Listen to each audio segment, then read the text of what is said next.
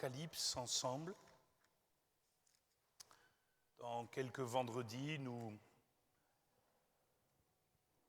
jetterons quelques regards sur ce livre, ce dernier livre de la Bible. Et nous l'ouvrons dans le chapitre 1er, verset 1er. J'ai intitulé mon message tout simplement, selon les premiers mots que nous trouvons dans le premier verset, révélation de Jésus-Christ. Et voilà ce qui est écrit, et nous lirons donc tout ce chapitre 1er. Révélation de Jésus-Christ que Dieu lui a donné pour montrer à ses serviteurs les choses qui doivent arriver bientôt et qu'il a fait connaître par l'envoi de son ange à son serviteur Jean, lequel a attesté la parole de Dieu et le témoignage de Jésus-Christ, tout ce qu'il a vu. Heureux celui qui lit et ceux qui entendent les paroles de la prophétie et qui gardent les choses qui y sont écrites, car le temps est proche. Jean, aux 7 églises qui sont en Asie, que la grâce et la paix vous soient données de la part de celui qui est, qui était et qui vient, et de la part des 7 esprits qui sont devant son trône, et de la part de Jésus-Christ, le témoin fidèle, le premier-né des morts et le prince des rois de la terre.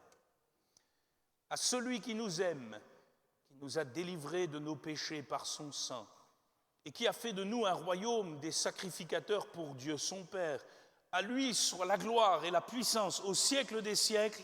Amen. Voici, il vient avec les nuées, et tout œil le verra, même ceux qui l'ont percé.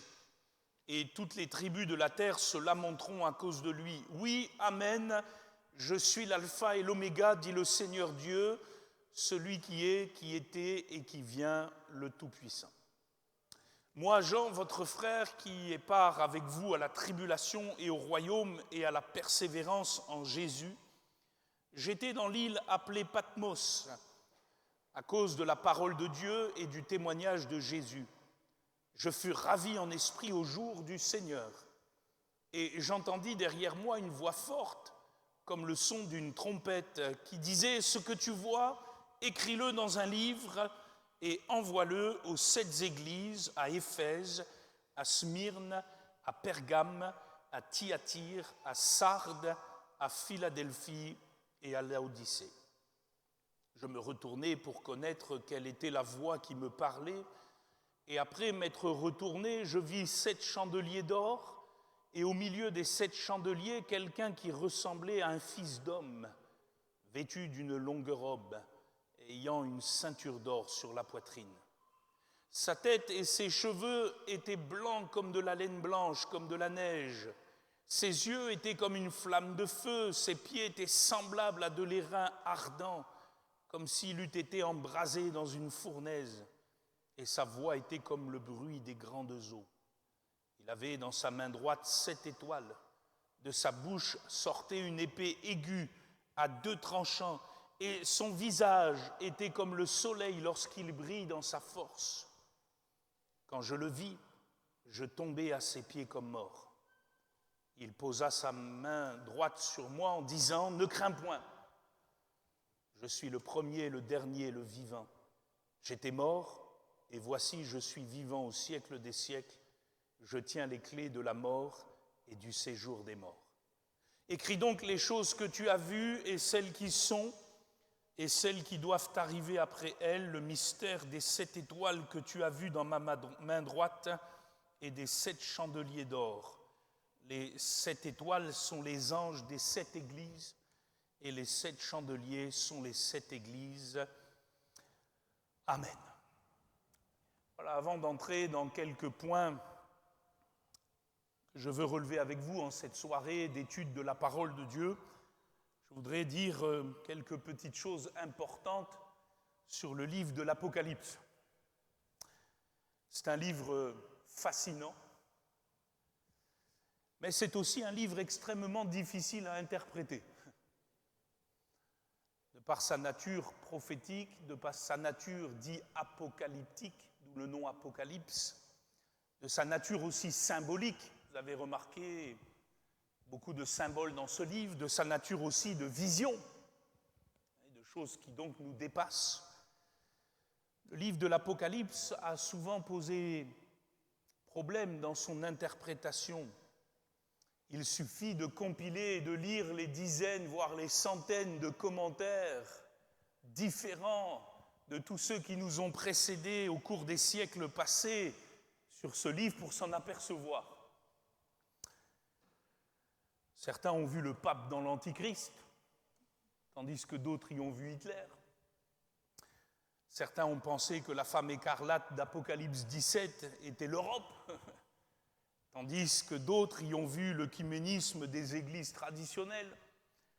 Le chiffre de la bête a fait couler beaucoup d'encre et a usé, excusez-moi l'expression, beaucoup de stylo bic. Et puis, sans compter bien d'autres symboles, bien d'autres visions de l'Apocalypse, comme les mystérieux 144 000 choisis dans les 12 tribus, la marque de la bête. Alors dans mon enfance, la marque de la bête, c'était le code barre.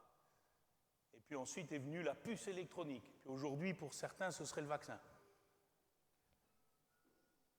Puis que dire des 4 êtres vivants, des faux prophètes, des 2 témoins du millénium, de la bataille d'Armageddon, de la première, de la seconde résurrection, des 4 cavaliers d'Apocalypse 6, de l'étoile nommée Absinthe qui tombe dans la mer.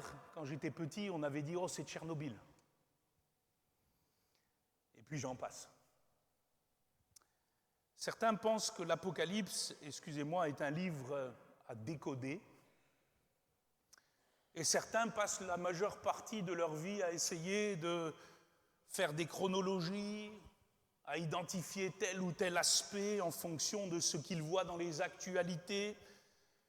Certains essayent même de prédire des dates, contrairement à ce que le Seigneur lui-même a déclaré, à savoir que nul ne sait ni le jour ni l'heure. Certains essayent d'avoir des prétendues révélations, et j'ai remarqué que bien souvent, avec tout ça, on a créé du trouble dans les églises, on a créé du trouble dans des groupes, dans des maisons. J'ai souvent remarqué que ça a créé des divisions, des partis pris, des sectes, dans la chrétienté au sens large. Parce que parfois, lire l'Apocalypse comme si c'était le journal du jour, on finit par y mettre, excusez-moi, un tout, puis n'importe quoi. Au fur et à mesure des siècles, on y a mis l'Amérique, la Russie, la Chine, Gorbatchev, aujourd'hui Poutine. Auparavant, on y mettait les rois de France, Catherine de Médicis, les empereurs de Rome, Mahomet, l'islam. Et puis, j'ai mis dans mes notes, vous m'excuserez, je ne sais qui et je ne sais quoi dans ce melting pot des fantaisies des uns et des autres. Parce qu'à la fin, ce qui me gêne avec tout cela, c'est qu'on se finit avec 50 000 interprétations, et nous savons bien, nous, frères et sœurs, que la Bible, elle n'a pas 50 000 sens. Et nous avons donc besoin, quand nous lisons l'Apocalypse, d'une certaine prudence, d'une certaine honnêteté, de dire aussi, nous ne savons pas tout. Et quelque part, nous ne saurons pas tout, et nous ne le saurons que quand les choses aussi seront venues.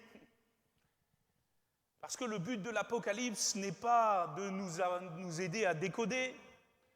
Le but de l'Apocalypse, c'est de nous fortifier dans le triomphe de Jésus-Christ, de celui que Jean voit dans cette première vision, et de nous fortifier en nous disant que finalement, peu importe ce qui adviendra sur la terre, nous, l'Église du Dieu vivant, nous savons qui règne et qui régnera. C'est Jésus. Et vous remarquerez que l'Apocalypse est coincé, excusez-moi, entre 2 révélations de Jésus, cette première vision que nous voyons de cet homme au milieu des chandeliers, qui est glorieux, qui est puissant, qui est fort, et puis dans l'Apocalypse 19, de ce prince qui est monté sur un cheval blanc et qui vient pour vaincre les nations.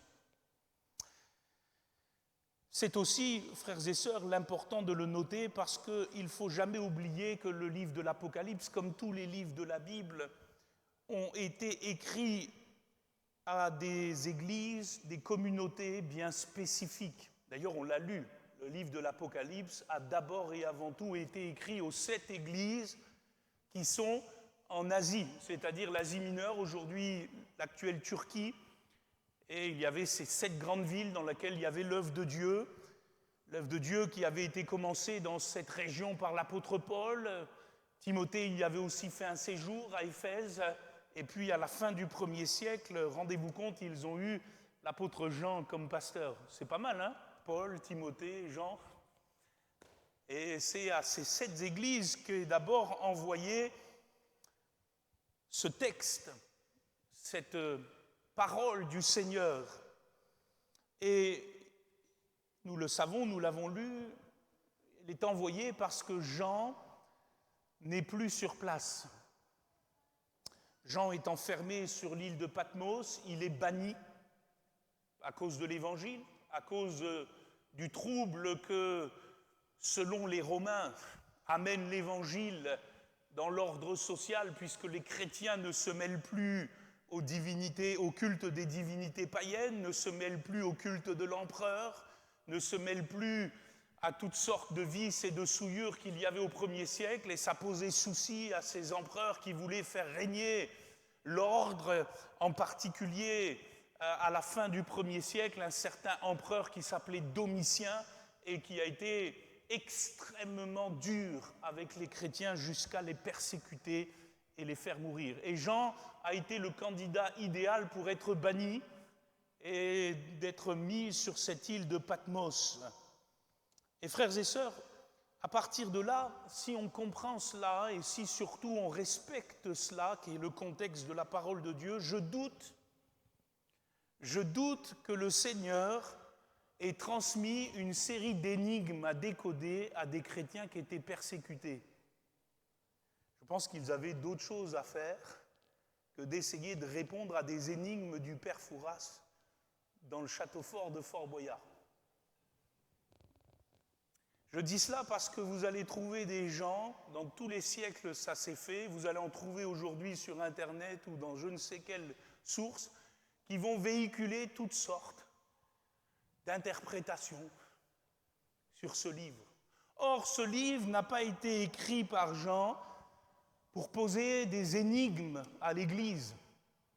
Ce livre a été écrit, je le répète, pour que les chrétiens sachent que malgré les souffrances, malgré les difficultés, malgré les combats, les luttes, et malgré finalement tout ce qui adviendra sur la terre, c'est Jésus-Christ qui est vivant et qui règne. Et de les stimuler dans la foi.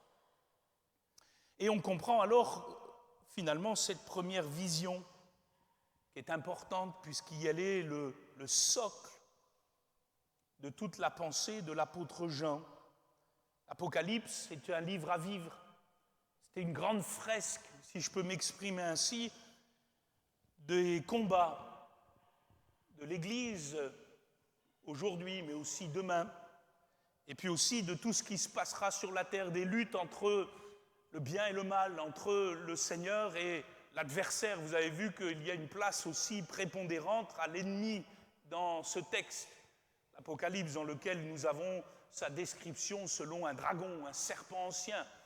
Et nous savons à la fin qu'il sera vaincu. Alléluia. Et ce livre a été écrit aussi parce que, comme j'aime souvent le rappeler, nous sommes dans les derniers jours. Et entendez bien, frères et sœurs, que bibliquement parlant, et ça c'est pas Philippe qui le dit et je vais vous le prouver par la Bible, les derniers jours n'ont pas commencé avec la mondialisation et l'arrivée d'Internet. Les derniers jours ont commencé à partir du moment où Jésus-Christ est monté au ciel et qu'il a répandu son esprit. C'est ce que Pierre va attester. Si vous allez avec moi dans Acte 2, verset 14, c'est très clair. Vous avez l'effusion du Saint-Esprit sur l'Église primitive. Et puis vous savez que remplis du Saint-Esprit, ils vont aller dans les rues. Les Juifs rassemblés à Jérusalem vont se demander ce qui se passe, de les entendre parler dans ces langues qui sont leurs langues maternelles des 4 coins du monde connu de l'époque. Et Pierre va prendre la parole. Et Pierre va dire ceci au verset 14 du chapitre 2 des Actes des Apôtres, « Hommes juifs, et vous tous qui séjournez à Jérusalem, sachez ceci et prêtez l'oreille à mes paroles. Ces gens ne sont pas ivres comme vous le supposez, car c'est la 3e heure du jour. Mais c'est ici ce qui a été dit par le prophète Joël. Dans les derniers jours, dit Dieu, je répandrai de mon esprit sur toute chair. Vos fils et vos filles prophétiseront, vos jeunes gens auront des visions, et vos vieillards auront des songes. Oui, sur mes serviteurs et sur mes servantes, dans ces jours-là, je répandrai de mon esprit, ils prophétiseront, je ferai paraître des prodiges en haut dans le ciel, des miracles en bas sur la terre, du sang, du feu, une vapeur de fumée. Le soleil se changera en ténèbres et la lune en sang avant l'arrivée du jour du Seigneur, de ce jour grand et glorieux. Et ici, il parle de l'avènement du Fils de l'homme. Alors quiconque invoquera le nom du Seigneur sera sauvé. Amen. Et voyez, pour l'apôtre Pierre, c'est très clair. À partir du moment où le Saint-Esprit est répandu sur l'Église, nous sommes dans les derniers jours. Alors vous allez me dire, ça fait quand même 2000 ans qu'il y a les derniers jours. Mais il dira lui-même dans sa seconde épître que oui, si le Seigneur ne tarde pas dans l'accomplissement de sa promesse, comme certains le pensent, un jour est comme 1000 ans est comme un jour, il use de patience. Et que vous le voulez ou non, frères et sœurs, depuis la Pentecôte, nous sommes dans les derniers jours. Alors certes, il y aura une accumulation, une intensification de tout ce que nous voyons et lisons dans les Écritures, puisqu'il faut que ces choses, dit Jésus, arrivent, il faut que ces choses se passent. Mais notez bien, frères et sœurs, que l'ère de l'Église, c'est l'ère des derniers jours. Et c'est pour cela que l'apôtre Paul lui-même, si vous avez fait attention dans ses lettres, s'attendait à voir le Seigneur revenir de son temps. Dans 1 Thessaloniciens, chapitre 4, verset 15, lorsqu'il parle de ceux qui sont décédés, de ceux qui sont morts en Christ, il donne tout un enseignement, et puis il dit au verset 15, « Nous les vivants, restez pour l'avènement du Seigneur. » Alors on se dit, mais comment peut-il parler au présent pensant qu'il va être enlevé ? Simplement parce que l'Église croyait qu'elle était dans les derniers jours et que le Seigneur allait revenir, tout comme nous le croyons aujourd'hui. Nous, les vivants, restés pour l'avènement du Seigneur, nous ne devancerons pas ceux qui sont morts, car le Seigneur lui-même a un signal donné à la voix d'un archange, au son de la trompette, descendra du ciel, les morts en Christ ressusciteront premièrement, ensuite nous les vivants qui serons restés, nous serons tous ensemble enlevés avec eux sur des nuées à la rencontre du Seigneur dans les airs, et ainsi nous serons toujours avec le Seigneur. Amen. Alors frères et sœurs, voilà ce que nous attendons. Nous attendons l'enlèvement de l'Église. Et Jésus peut revenir ce soir, puisque nous sommes dans les derniers jours depuis 2000 ans et que tous les signes qui annoncent son retour et cet enlèvement sont accomplis. L'histoire a prouvé une chose néanmoins, et je reviens à l'Apocalypse, c'est que l'Église n'a pas à essayer de décoder, je reprends ce mot, les choses qu'elle voit pour essayer de le faire rentrer dans le puzzle. L'Église a à se préparer à la rencontre de Jésus.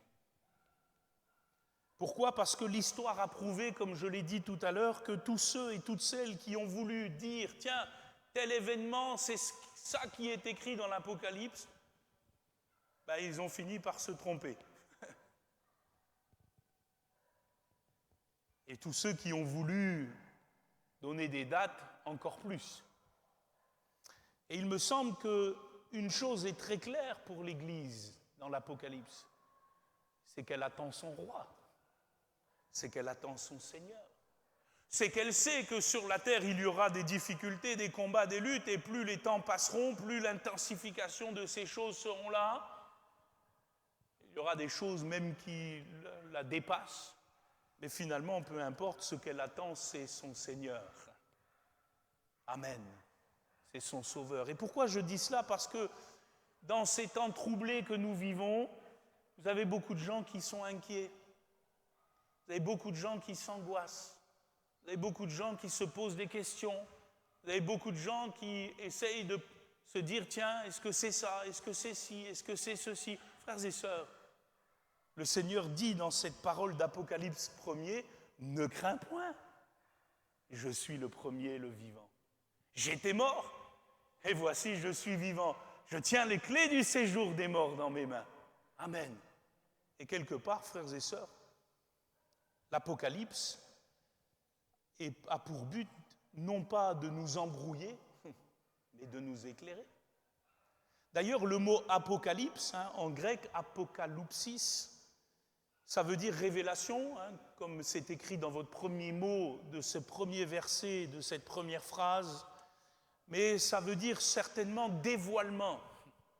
Dévoilement. Dévoilement de Jésus-Christ, pas seulement de sa personne, de ce qu'il est, de son ministère, de son office, de son triomphe, de son règne, mais dévoilement de tout ce que nous devons comprendre sur ce combat contre l'ennemi, ce faussaire, nous y reviendrons, et puis certainement dévoilement de ce que l'Église a besoin d'entendre, parce que vous ne pouvez pas dissocier les 7 lettres qui sont dans le chapitre 2 et 3 envoyées aux 7 églises du reste de l'Apocalypse. Et d'ailleurs, dans chacune de ces lettres, ça termine en disant que celui qui a des oreilles entende ce que l'Esprit dit aux églises, comme si le message véhiculé par exemple à l'église de Thyatire ou de Sardes ou de Laodicée ne les concernait pas seulement eux, mais nous concernait. Et frères et sœurs, je crois que c'est certainement une des clés de lecture de ce livre. Voilà pourquoi nous l'avons lu au verset 3 et nous allons aller dans quelques détails de ce premier chapitre. Voilà pourquoi il y a une promesse qui est attachée à cette révélation de Jésus-Christ. Il est dit « Heureux celui qui lit et ceux qui entendent les paroles de la prophétie et qui gardent les choses qui y sont écrites. » Et comme le dira encore quelqu'un, cette promesse n'est pas la promesse d'un casse-tête. Cette promesse, c'est la promesse d'une révélation, à savoir le triomphe de Jésus, qui sera total sur toutes les puissances, quels qu'ils soient. C'est la promesse pour celles et ceux qui vont retenir fermement ce qu'ils ont reçu en Jésus, comme le dira le Seigneur lui-même à une des églises d'Asie. Retiens fermement ta couronne, retiens ce que tu as reçu. Malgré les menaces, malgré les difficultés, malgré les tribulations, il dira à un moment donné, certains d'entre vous allez avoir une tribulation de 10 jours, mais retiens ce que tu as, parce que Jésus est vainqueur. Sois fidèle jusqu'à la mort, dans tes combats, dans tes luttes. Sois fidèle dans les menaces intrinsèques à ce monde chaotique, chamboulé, à ce monde de la fin des temps. Notez aussi, et nous allons au verset 1er, c'est important aussi de le souligner, que la révélation de Jésus-Christ, elle vient de Dieu. Il est écrit « Révélation de Jésus-Christ que Dieu lui a donnée ». Et il faut le souligner parce que dans le Nouveau Testament, celui qui parle de la part de Dieu, c'est Jésus. C'est lui la parole faite chair. Il y a accord ici entre Jean et l'auteur de l'Épître aux Hébreux qui disait ceci dans son premier chapitre, verset 1er, « Après avoir autrefois, à plusieurs reprises et de plusieurs manières parlé à nos pères par les prophètes, Dieu, dans ces derniers temps, » tiens, lui aussi, il savait bien qu'il était dans les derniers jours, Dieu nous a parlé par le Fils, qu'il a établi héritier de toutes choses, par lequel il a aussi créé le monde, et qui, étant le reflet de sa gloire et l'empreinte de sa personne, et soutenant toutes choses par sa parole puissante, a fait la purification des péchés et s'est assis à la droite de la majesté divine dans les lieux très hauts. Amen. Frères et sœurs, le Dieu invisible, qui habite une lumière inaccessible, que nul ne peut voir ni ne verra, il se révèle par Jésus-Christ. Jésus est la parole de Dieu. Il n'est pas seulement le seul médiateur entre Dieu et les hommes. Il est le Verbe de Dieu. Il est la parole même de Dieu. Il est la révélation même de Dieu. Celui qui m'a vu, dira Jésus, a vu le Père. Et cela nous suffit, n'est-ce pas? Parce que nous savons que le Fils est comme le Père. Il partage la même essence, les mêmes attributs, la même gloire, les mêmes qualités, la même puissance. Et il en est de même de l'Esprit.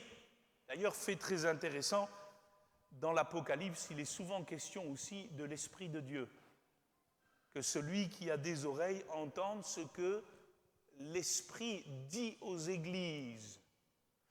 Et nous avons donc un livre, l'Apocalypse, qui est foncièrement chrétien, excusez-moi de le dire ainsi. Un livre où Dieu le Père, Dieu le Fils et Dieu l'Esprit travaillent pour établir le royaume. Un livre où la Sainte Trinité est mise en avant. Et vous remarquerez, nous le verrons ensemble bientôt, qu'au chapitre 12 et au chapitre 13 de l'Apocalypse, le diable va essayer dans les derniers jours de créer sa propre Trinité. Il est question du dragon, de la bête qui monte de la mer et de la bête qui monte de la terre. Et vous remarquerez que le diable va chercher à copier et falsifier la nature même de Dieu. Et c'est peut-être là, frères et sœurs, notre plus grand combat dans la fin des temps. C'est de garder intact le mystère de la piété, le mystère de la révélation de Jésus-Christ. Vous vous souvenez que Jean disait « Celui qui ne confesse pas que Jésus est venu en chair, voilà l'Antéchrist ». Et nous comprenons alors que notre combat, il est là. S'il y a quelque chose à discerner, excusez-moi les frères, avec tout le respect que je vous dois, c'est pas dans la puce, dans le code barre ou dans le vaccin ou dans je ne sais quoi. S'il y a quelque chose à discerner, c'est les œuvres du malin, c'est les œuvres du mauvais, c'est les œuvres de celui qui veut copier les choses de Dieu, qui veut falsifier les choses de Dieu et qui veut égarer, séduire même les élus si c'était possible. Voilà ce qu'il faut discerner. Voilà notre vrai combat. Et vous savez que ce combat-là, il se gagne dans la prière. Parce que nous n'avons pas à lutter contre la chair et le sang, mais nous avons à lutter contre des dominations, contre des principautés, contre des pouvoirs dans les lieux célestes. Et frères et sœurs, s'il y a quelque chose à discerner dans nos vies, c'est ça. Mon frère, ma sœur, que le diable ne te séduise point. Parce qu'il cherchera à le faire. D'ailleurs, quand vous regardez les 2000 ans des derniers jours qui viennent de s'écouler, maintes fois le malin a essayé de pervertir l'évangile et présentant un autre évangile avec des traditions, un autre évangile avec un autre Christ, un faux Messie, un autre évangile avec un Jésus qui est moins Dieu que le Père, et j'en passe. Et notre combat, il est là. D'ailleurs, Jésus parlera aux églises de la nécessité de vaincre malgré les douleurs, malgré les souffrances, malgré les persécutions, malgré les peurs, malgré les deuils, malgré les coups, malgré les chamboulements, malgré les événements dramatiques, vaincre dans la foi. À celui qui vaincra, je donnerai à manger de l'arbre de vie qui est dans le paradis de Dieu. Il dira, celui qui vaincra n'aura pas à souffrir la seconde mort. À celui qui vaincra, je donnerai de la manne cachée, je lui donnerai un caillou blanc. Et sur ce caillou, un nom nouveau que personne ne connaît, si ce n'est celui qui le reçoit. À celui qui vaincra et qui gardera jusqu'à la fin mes œuvres, je donnerai autorité sur les nations. Il les pètera avec une verge de fer comme on brise les vases d'argile, ainsi que moi-même j'en ai eu le pouvoir de mon Père, et je lui donnerai l'étoile du matin. À celui qui vaincra sera revêtu ainsi de vêtements blancs. Je n'effacerai point son nom du livre de vie, je confesserai son nom devant mon Père et devant ses anges.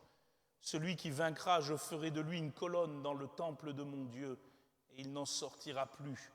J'écrirai sur lui le nom de mon Dieu et le nom de la ville de mon Dieu, de la nouvelle Jérusalem, qui descend du ciel d'auprès de mon Dieu et de mon nom nouveau.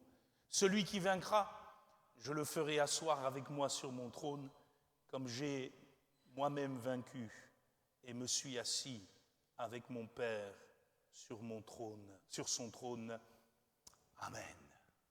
Et frères et sœurs, je pose la question, si vous avez déjà lu les 7 lettres aux 7 églises, comment ont-elles vaincu ces églises?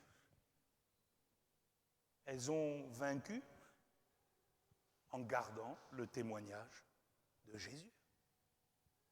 Elles ont gardé intacte la parole au milieu des faux prophètes, au milieu des faux docteurs, au milieu de ceux qui se disaient apôtres. Vous vous souvenez ce que dit Jésus à l'église d'Éphèse? Je connais tes œuvres, je sais que tu ne peux supporter les méchants, que tu sais discerner ceux qui se disent apôtres et qui ne le sont pas. C'était certainement là le plus grand combat. C'est certainement là le plus grand combat de l'Église. D'ailleurs, Jean le dit très bien, si vous prenez avec moi le verset 9, quand il se présente de ce chapitre 1er, il dit « Moi, Jean, votre frère, qui est part avec vous à la tribulation et au royaume et à la persévérance en Jésus. » J'étais dans l'île appelée Patmos à cause de la parole de Dieu et du témoignage de Jésus. C'est très clair, n'est-ce pas? Il a gardé, au prix de sa vie, intacte la doctrine du Seigneur, la parole du Seigneur, ce qu'il avait reçu du Seigneur. Il ne se laissait pas laisser piéger par toutes sortes de pensées. Et croyez-moi, à la fin du 1er siècle, il y avait toutes sortes de gens qui avaient des fables, des hérésies, des légendes, des discussions vaines. D'ailleurs, Paul dit à Timothée, évite les folles discussions, les vaines discussions de tous ceux qui prétendent, par des fables, des légendes et autres, avoir des révélations. De ce nombre sont Hyménée, Philette, qui annoncent que déjà la résurrection est venue. Ils troublent quelques-uns. C'était le combat. C'est le combat. C'est ça le combat, frères et sœurs.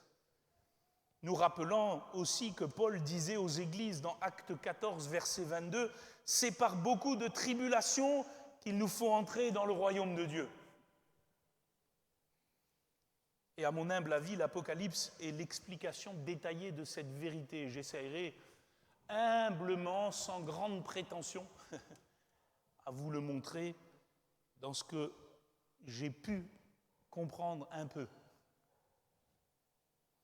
Parce que dans l'Apocalypse, il est question de malheur, d'épreuves, de souffrances, d'afflictions, de tentations pour toute la terre. Mais il est surtout question de la préservation des enfants de Dieu par le Seigneur lui-même. Parce qu'ils ne sont pas destinés à la colère.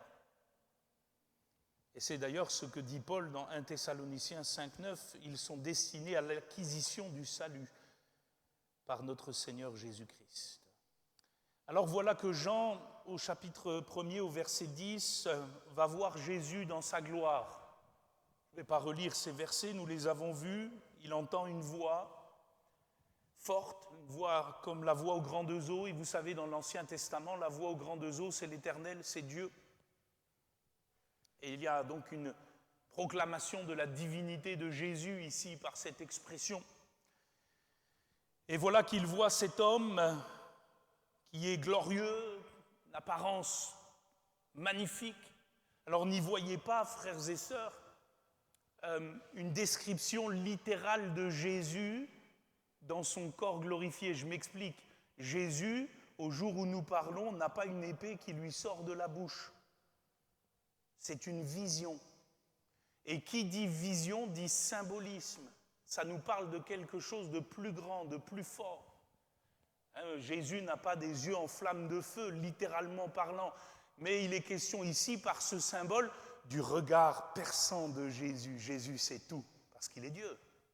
Amen. Et c'est comme ça qu'il faut lire l'Apocalypse.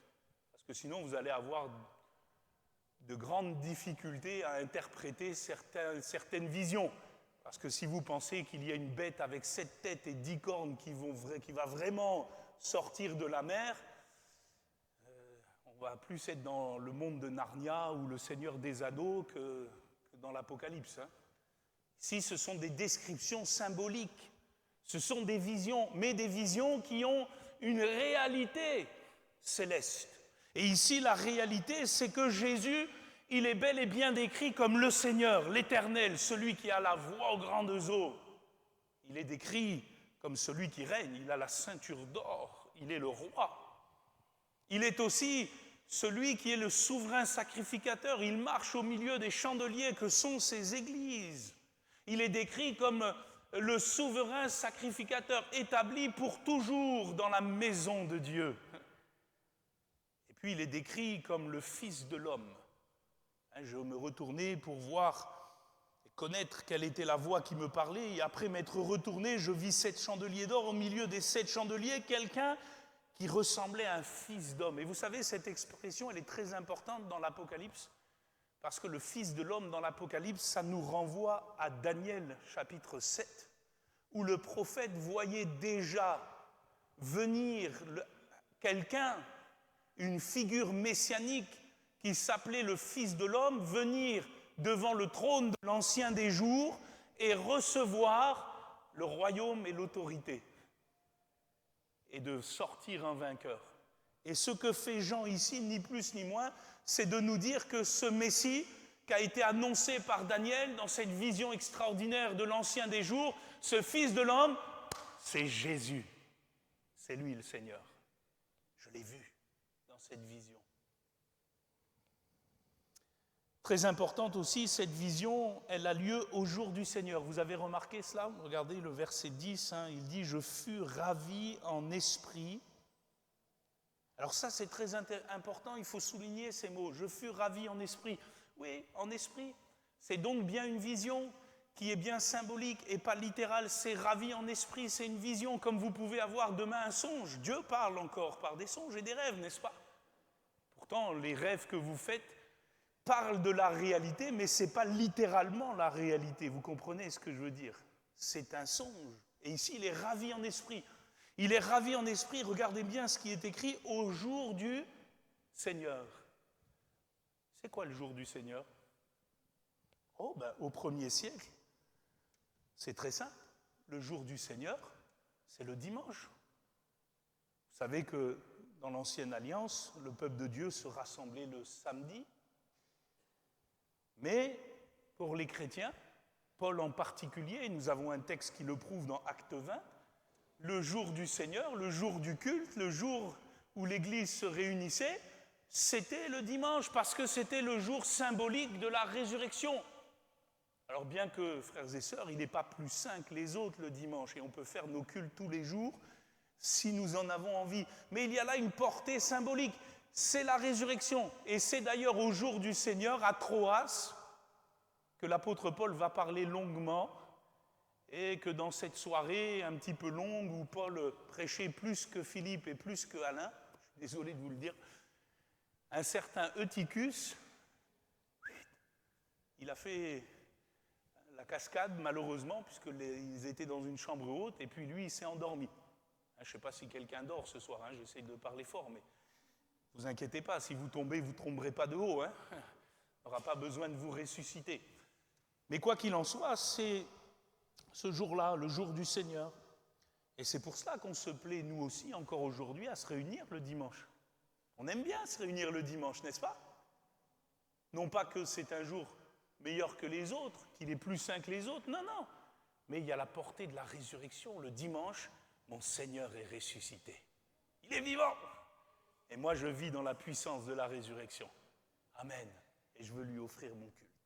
Donc, il est ravi en esprit au jour du Seigneur et il voit, comme je l'ai dit, le Christ ressuscité. Ça, c'est intéressant. C'est même, je dirais, important, puisque tout l'Apocalypse est bâti sur cette vision. Il voit le Christ ressuscité. Non, non, il ne voit pas le Christ ensanglanté. Ça, c'est fini.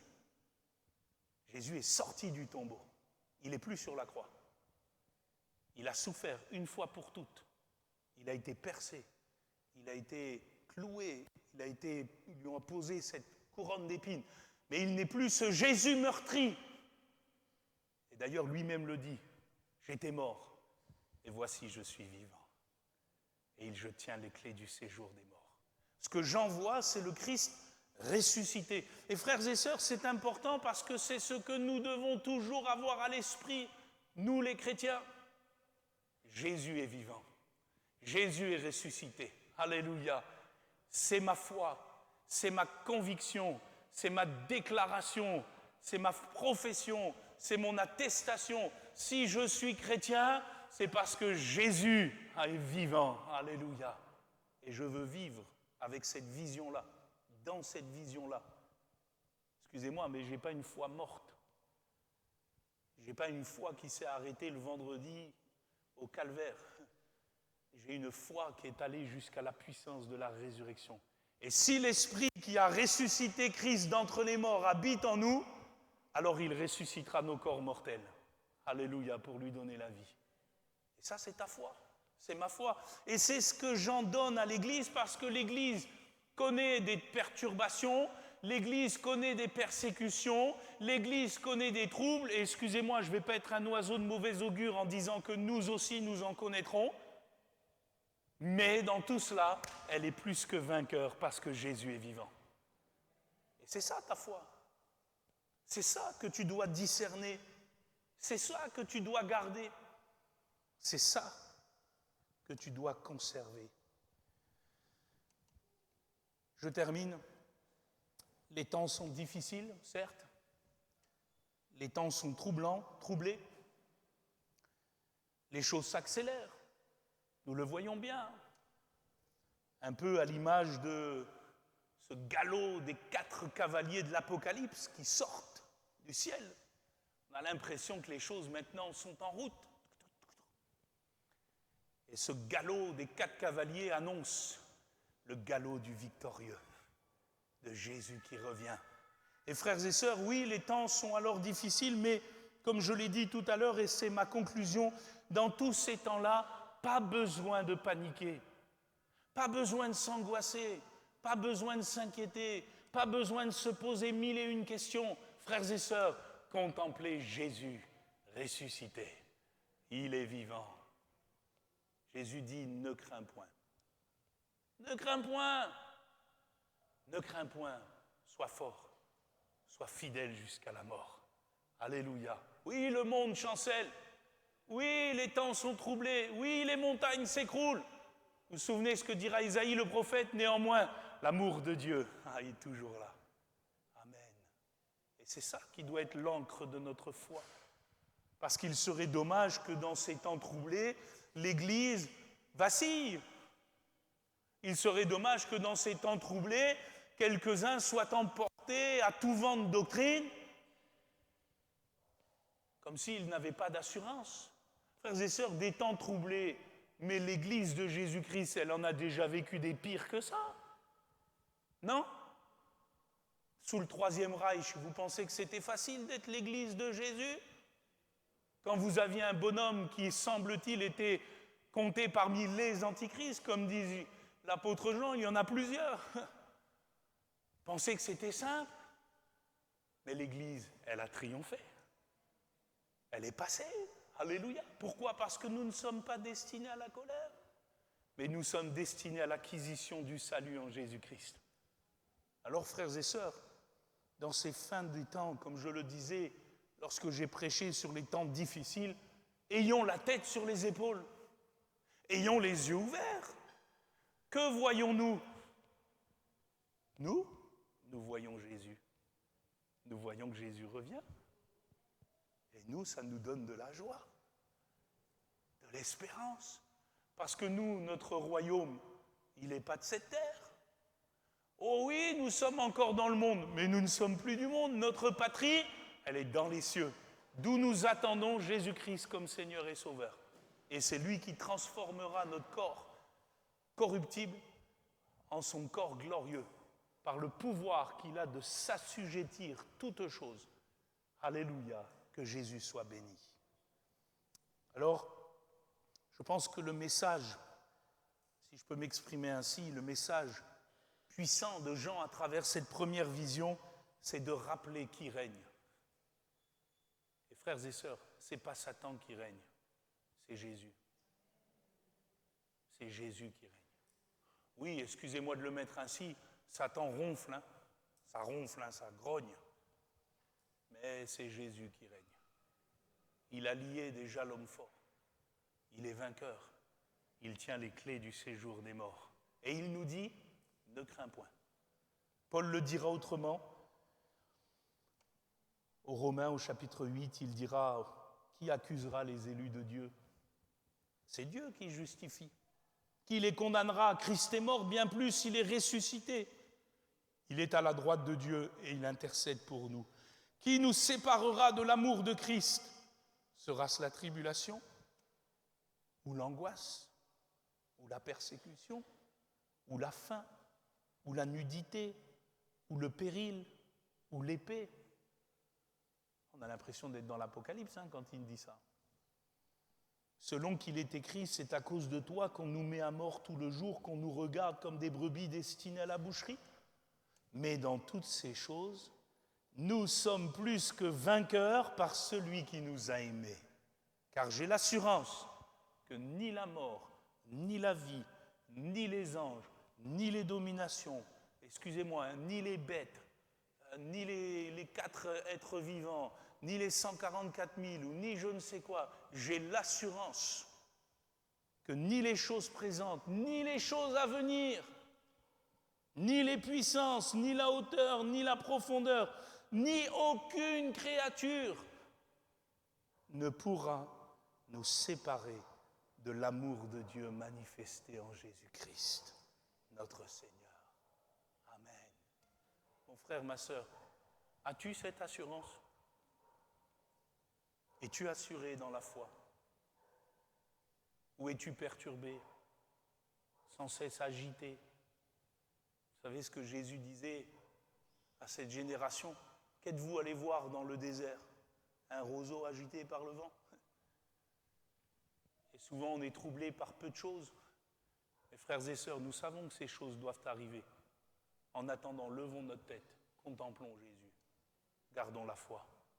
Amen. Soyons sérieux, préparons-nous à la rencontre de Dieu et de l'huile dans ta lampe. Amen. Et de l'huile dans ta lampe. Sois sage. Sois cette vierge qui se prépare à la rencontre de l'époux. Il vient. Et il vient pour enlever son Église. Amen. Excusez-moi, ce sera le plus beau kidnapping que la terre ait connu. Il va ravir son peuple. Et Dieu t'a fait la grâce d'en faire partie. Retiens ce que tu as. Garde la foi. Sois fidèle jusqu'à la mort. Amen. Merci Seigneur pour ta parole. Merci pour ton esprit et pour ta grâce. Merci pour ta bonté.